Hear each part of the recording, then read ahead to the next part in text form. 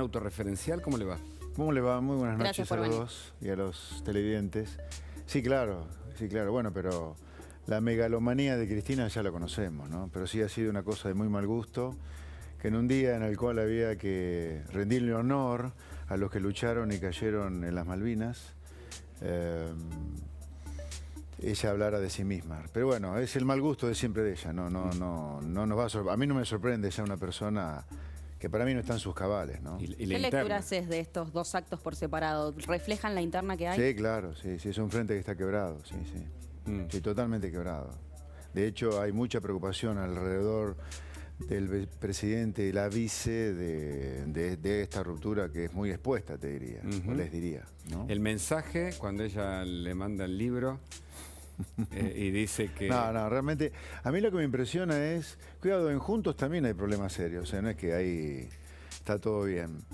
Acá el mensaje que me preocupa mucho, que le estamos dando, me incluyo, a la clase, a la ciudadanía desde la política, es, estamos balando en la cubierta del Titanic. Acá hay una sociedad que vos ves las encuestas que hay, y más allá de la encuesta, recorriendo y tomando contacto con la gente de laburo, los chicos, los jóvenes, los grandes, los no tan grandes, hay un nivel de bronca con lo que está pasando en el país, el desentendimiento de la política, de los problemas que tiene la gente, del sindicalismo, lo mal que ve a la gente a la justicia. Es muy grave lo que está pasando. Ni siquiera ve bien a la fuerza de seguridad a la gente, lo cual es grave también, ¿no? Porque al mismo tiempo el policía, pobre, es una persona que va a entregar la vida en cualquier momento para defender a los ciudadanos que no le tienen demasiada confianza. Y esto tiene que ver mucho con lo que está pasando en la sociedad. Y yo desde la política te digo, a mí me avergüenza lo que pasa, la verdad. Recién decías algo muy elocuente, dijiste Cristina no está en sus cabales. ¿Por qué? ¿Qué significa eso? No, bueno, es una apreciación personal, no soy psicólogo ni médico, pero la verdad la cosa que dice esta mujer, solamente una persona está fuera de la realidad, o sea que no está en sus cabales, puede decirla. Claro. Son demasiadas cosas que dice, fuera de lugar. Claro. Demasiadas. Vos decís, es perversa, pero que es consciente de lo que hace y no sé, pero la verdad que lo que dice es una cosa que vos decís, ¿de dónde saca esta mujer estas cosas? ¿No? Hablando de cabales, de racionalismo y de mística, escuchamos a Feletti y que no hace milagros, el secretario de Comercio, y lo conversamos, a ver. Mi lugar de la Secretaría y lo que corresponde en misiones y funciones es, hay dos tipos de inflación microeconómica. La inflación monopólica, que para eso intervenimos en las góndolas, con las canastas, y la inflación internacional, que es el famoso desacople que se materializa a través de las retenciones, aunque pueda haber otros instrumentos. Y en ese marco discutimos. Ahora, milagros uno no hace. Parecen no ponerse de acuerdo, ¿no? Porque Alberto Fernández habla de una guerra contra la inflación, Feletti le responde no hago milagros, en el medio, otra vez la interna y la gente, ¿no? Que está sufriendo con el bolsillo. Sí, en primer lugar debo explicitar mi absoluto rechazo a esa risa final del señor Feletti. Sí, claro. Cuando por culpa de su ignorancia, que es una ignorancia supina, que deviene del ser holgazán a la hora de informarse y de estudiar, se ríe de la gente que no llega a fin de mes por culpa de la desastrosa política comercial que él está desarrollando. A ver, acá no estamos frente a una suba del precio de los alimentos, nada más. Acá está subiendo todo el índice de precio, todos los minicomponentes y rubros grandes del índice de precio. O sea, estamos con un problema de inflación. Está todo subiendo, sube todo. De hecho, los alimentos no es lo que más ha subido desde que asumió el presidente Alberto Fernández el 10 de diciembre de 2019. Lo que más ha subido es la indumentaria. Luego han subido hoteles, restaurantes, esparcimiento. Últimamente está subiendo muy fuerte todo lo que tiene que ver con útiles escolares. O sea, no estamos frente a la suba de precios de alimentos como para ir a combatirla en la góndola, como dice el ignorante de Feletti, o con las retenciones por la suba de precios internacionales del trigo, Me de quedé la con el etcétera. dato de holgazán, ¿no? Porque usted dice que es ignorante y holgazán. ¿Por qué es holgazán, Feletti? No, porque podría, a esta altura de la Suárez, dada su edad y dado el puesto que ocupa, informarse, por ejemplo, que hay un premio Nobel desde el año 76, hace casi medio siglo ya, otorgado a una persona que trabajó mucho la teoría monetarista de la inflación. Y esto no es ideología, es premio Nobel, señor Feletti, Nobel, ciencia dura casi. Y por si fuera poco esa teoría, luego fue probada en infinidad de países y a lo largo de muchísimos periodos de tiempo. Por lo tanto, No saber que la inflación, que es el problema que tiene Argentina hoy, es un problema monetario, de oferta de dinero y de demanda de dinero, como cuando sobran papas, hay mucha más oferta que demanda de papa, cae el precio de la papa, el poder comprar la papa, es la verdad que de ignorante supino, porque Sin repito, embargo, hace medio siglo que se le otorgó un Nobel a la teoría monetarista de la inflación. Sin embargo, el presidente le echa la culpa a la guerra, mirá. Lo que debemos entender es que estamos viviendo un momento excepcional en el que todos debemos colaborar porque el problema de los precios de los alimentos es un problema mundial, que no lo podemos resolver solos. No es un problema de Argentina. En Argentina se ha potenciado. Si la Argentina tiene 50 puntos de inflación, debe haber 10 o 12 puntos que se han incrementado por el problema de la guerra. Los 10 o 12, perdón la risa, causa... No me puedo reír porque si lo critico a Feletti no me puedo reír de pero de los 10 o 12 puntos, presidente. como usted es economista, o vos sos economista... Sí, dale, tú dígame nomás. No, me pregunto si es un análisis en base a qué dato, cuál es la fuente, Claro, los 10 o 12 ¿de dónde puntos sale? por la guerra. Pero espera, la inflación anual viene al 50% de piso. Entonces, suponete que de los 50 puntos, 10 puntos, el 20%... porque 10 puntos sobre 50, 10 sobre 50 es el 20%, ¿no? Correcto. Entonces, suponete que del 100% de esa inflación de 50 puntos, el 20 viene por los precios internacionales, quiere decir que el 80 viene por las cuestiones internas. Claro. O sea, el grueso de la inflación, el presidente no lo dice porque es otro gran ignorante, el presidente de la Nación, es como consecuencia de lo que pasa acá. Y lo que pasa acá, repito, es un problema que te está subiendo todo está subiendo. Y eso es un problema de inflación generalizada, de inflación. Como consecuencia, si sube todo, este es un problema monetario. De nuevo, no está subiendo solamente los alimentos, sube todo. Y si sube todo, es inflación, no es sube de precio de un producto o de un componente. El presidente es un ignorante, decías, ¿por qué tiene que ver con esto? Sí, tiene que ver con esto. ¿Cómo un presidente no va a saber que la inflación es un problema monetario? No va a saber que hace casi medio siglo que hay un Nobel otorgado a la teoría monetarista de la inflación, que encima fue probada en todo el mundo y que además, repito, porque, a ver, las propuestas que nosotros hacemos de Avanza a la Libertad con Carolina Píparo son propuestas que tienen que ver con lo que pasa en el mundo que prospera, no en el mundo que fracasa. Y ni siquiera lo de teoría que no existe, sino que se aplica en el mundo. En el mundo, los países que han derrotado a la inflación han hecho un buen diagnóstico de dónde está el problema monetario que tienen. Entonces, nosotros nunca vamos a derrotar a la inflación mientras ignorantes como Feletti o con el presidente de la Nación, Alberto Fernández, piensen que la inflación es un problema de la góndola, o del problema de la guerra, o el problema del sube del precio del trigo. No. En este escenario, además de la inflación y de la pobreza, ¿va a faltar gas? ¿Está faltando gasoil? ¿Qué pasa con la energía? Bueno, a ver, gasoil y gas, ¿no? Hablemos de los dos temas por separado. ¿Puede faltar gas? Sí, puede faltar gas. De hecho, el gobierno está rajuñando las piedras para que no falte gas, importando gas a precios extravagantes.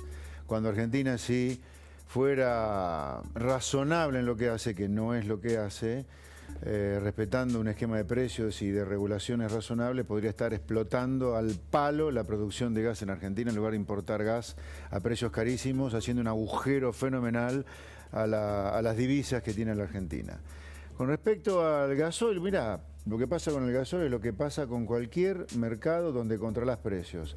¿Qué pasa cuando controlás precios o pones un precio máximo como que el que está sugerido en materia de gasoil? A ver, para que tengamos una idea, el gasoil en Argentina cuesta $1,30. Sí.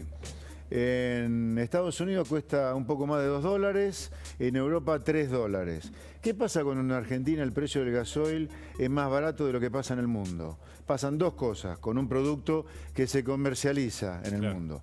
Hay desaliento a la producción doméstica y hay aliento a la importación de gasoil.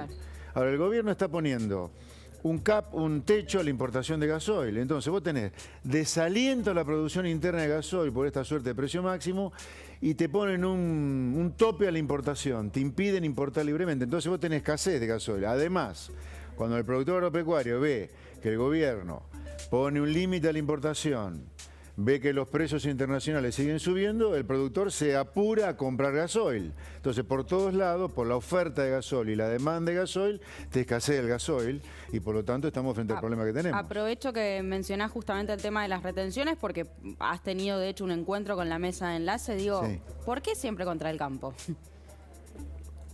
Bueno, acá hay culpas concurrentes, te voy a decir, ¿eh? Ajá. Acá la culpa es de una clase dirigente que lucra con ver al campo fundido, esto es muy importante saberlo, de una clase dirigente, y en esa clase dirigente no está solamente la política, están también los empresarios prebendarios que mueven la aguja del poder económico en Argentina. No estoy hablando ni de pymes, ni de autónomos, ni de monotributistas, hablo de peces gordos. Y hablo también de un sindicalismo bruto que cree que poniéndole límite al precio de los alimentos vas a lograr abaratar algún día la mesa de los argentinos. Entonces, la retención. Y después hay una sociedad también que cree que el campo es un conjunto de gordos que se la pasan fumando habano y no laburando, que creen que vive de rentas. Cuando yo los invito a ir al campo, yo les aseguro que un productor de leche se levanta en pleno invierno con las manos duras del frío a ordeñar la vaquita, ¿eh? Y los que siembran soja y cosechan soja hacen lo mismo. Y los que producen vacas también hacen lo mismo. Los que producen chanchos hacen lo mismo. Yo le invito a todos estos garcas que tratan de oligarcas al campo, que vayan un día a ensuciarse de bosta y de cagada de gallina al campo, van a ver que no es lo que ellos dicen desde sus lindos escritorios. Bueno, interesante. La charla con Esper, lo sumamos a Luis Majul, está con nosotros y tiene ganas de hacer preguntas también. Esper está picante hoy, Luis. Buenas tardes, ¿cómo va? Buenas noches, Luis. Buenas tardes, ya noches. Hugo, buenas tardes, Agustina, gracias por sumarme. Buenas tardes, noches, José Luis. Hola, hola. ¿Qué Tengo tal, una Luis? pregunta para hacerle porque yo tengo la impresión de que en el gobierno no todos son conscientes de la profunda crisis económica y política que hay y de la aceleración de ambas crisis. ¿Usted cree lo mismo? Sí. Yo creo que, bueno, lo dije al principio, lo ratifico ahora por tu pregunta. Acá los políticos, los empresarios, grandes estoy hablando, los que mueven la aguja del poder económico, el sindicalismo, estamos bailando adentro del Titanic y sobre la cubierta ya, en materia política, en materia social y en materia económica. Acá hay que ponerse las pilas, de poner algo de coherencia a esto que está pasando, particularmente. A ver, no puede ser que el Congreso no funcione. Hay de todo para trabajar en el Congreso. Ahora, tengo que decirle a los que nos están viendo, y a ustedes también, que en el Congreso hay un número mágico en diputados, por ejemplo. Después está en Senado, lo mismo. Pero en diputados hay un número mágico, que es el quórum. Si no sentás 129 colitas, 129 diputados en la Cámara, no funciona.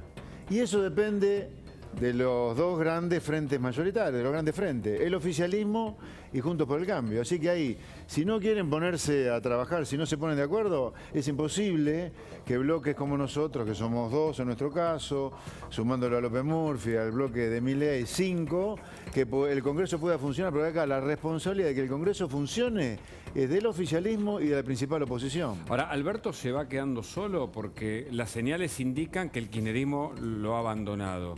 ¿Y tiene sostén incluso de la oposición y ustedes mismos para continuar como presidente? A ver, uno como responsable importante de la estabilidad institucional de Argentina obviamente tiene que hacer todo lo que esté a su alcance.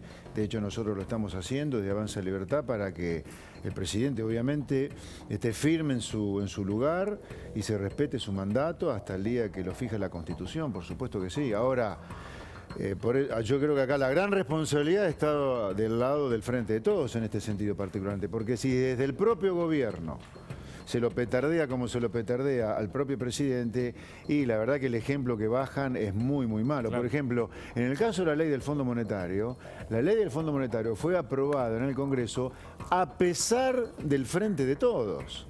Se lo aprobó Juntos por el Cambio, juntos. O sea, si no hubiera sido por la oposición más grande, el proyecto de ley del fondo no salía. O sea, les quiero decir, proyecto del Ejecutivo que lo aprueba la oposición. O sea, fíjense lo que es el partido oficial acá, ¿no? Ahora, en este sentido, retomando también la pregunta de Hugo, digo, más allá de que evidentemente hay una crisis, ¿no? Hay una interna, ¿le soltaron la mano a Alberto Fernández ya? No sé, eso la verdad que habría que frotar la lámpara, no lo sé. Me parece, o sea, quisiera creer que no es así, porque si no estaríamos frente no solo a una gravedad institucional como la que ya asistimos, sino a una irresponsabilidad y locura manifiesta directamente. Porque, a ver, yo le pregunto, a los ignorantes cuadrados como una baldosa de los kirchneristas duros, entre los cuales está la vicepresidenta, otra gran ignorante. Digo, ¿qué van a hacer algo mejor que Alberto Fernández? Perdón, ¿le dijo ignorante a la vicepresidenta? Sí, Cristina Kirchner, usted es una ignorante, señora, ¿sí? Pues si usted cree que piensa mejor que el presidente, usted cree en Papá Noel no existe. Usted piensa peor que el presidente todavía. El presidente ya es malo, usted es peor todavía, ¿sí? Así que si Cristina Kirchner y los que la siguen creen que sin Alberto Fernández es mejor que con Alberto Fernández, está muy equivocado. Pues yo le diría, Cristina lo que tenía en mente era defaultear la deuda con el fondo. Eso es 10 veces peor que un muy mal acuerdo como el que envió Alberto Fernández al Congreso y que equivocadamente la oposición sancionó como ley. Yo creo que lo ideal hubiera sido seguir negociando, pagar con reservas que el Banco Central las tenía y lograr un buen acuerdo para la gente. Ahora, José Cristina cree que es bárbaro defaultear al fondo, que es cool. José Luis, la última por mi parte, a menos que surja de su respuesta otro interrogante. Hay quienes creen que que así se puede llegar hasta que venga el otro gobierno. Y hay quienes creen que, sobre todo desde el punto de vista económico, puede haber una aceleración que lleve la inflación primero a 3 dígitos y luego una hiper. Bueno, a ver, para poner un poco en contexto la respuesta, ¿no?, a tu pregunta. Argentina está hoy, ponele, yendo a 5 o 6% de inflación mensual. Sí. Que anualizada, o sea, si vos suponés que está 12 meses la inflación en 5 o 6%, o 6%, mejor dicho, terminás con 100% de inflación. O sea, 12 meses al 6% mensual sí. Es 100% anual. Claro. Pero estamos hablando de 6% mensual. Para tener dimensión, una hiperinflación como la que Argentina tuvo 89-90 era 4% de inflación por día.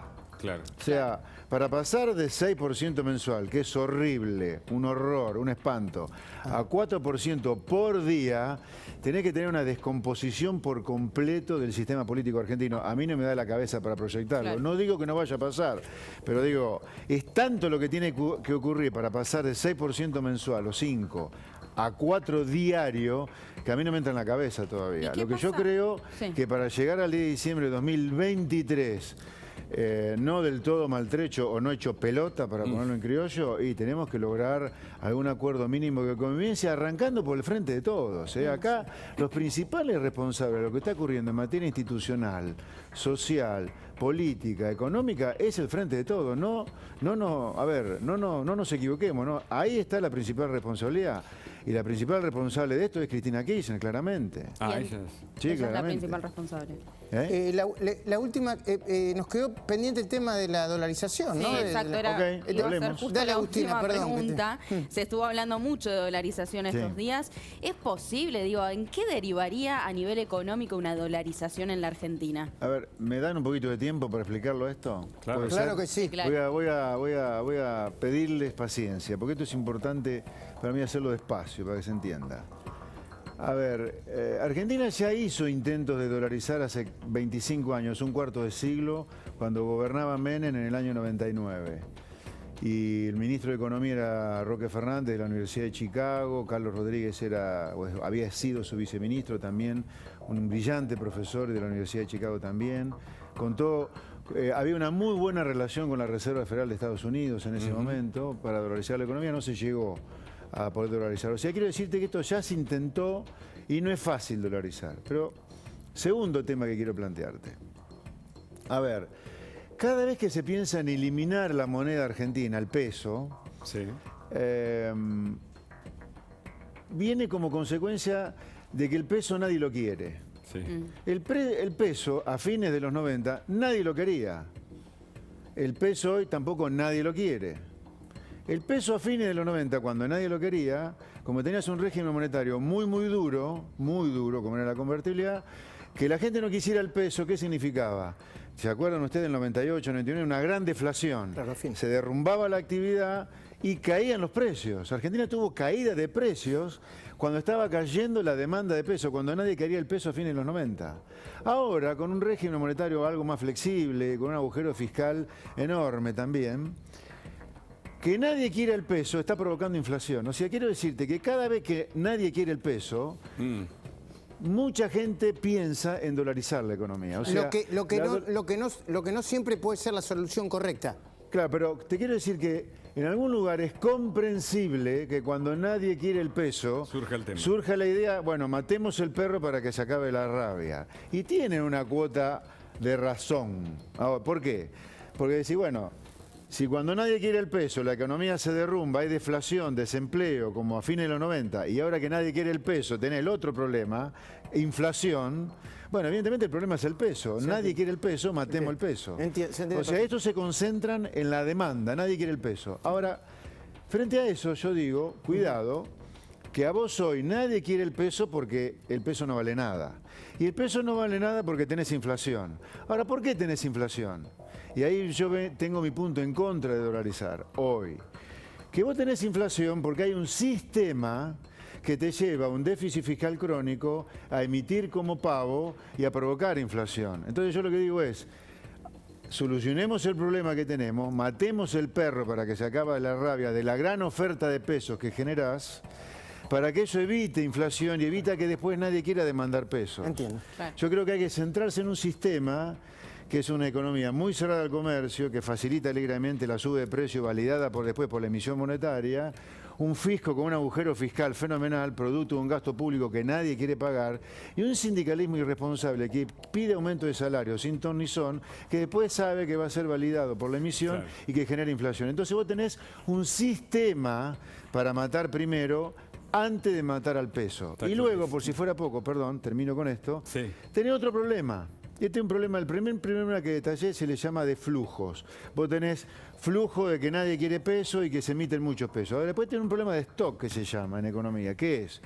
Que vos tenés 150.000 millones de dólares dando vuelta en pesos, entre deuda pública en pesos, deuda del Banco Central en pesos, que si pensás en dolarizar, tenés que tener algunos dólares en el Banco Central para ponerle el pecho por si alguien quiere volverse y decir, che, ¿vos dolarizaste? Dame los dólares. Y no los tenés a los dólares esos. Ahora Entonces sí creo que requiere de un poco más de cabeza fría para esto. José Luis Esper, muchísimas gracias por haber Un venido. placer, muchachos. Muy buenas noches.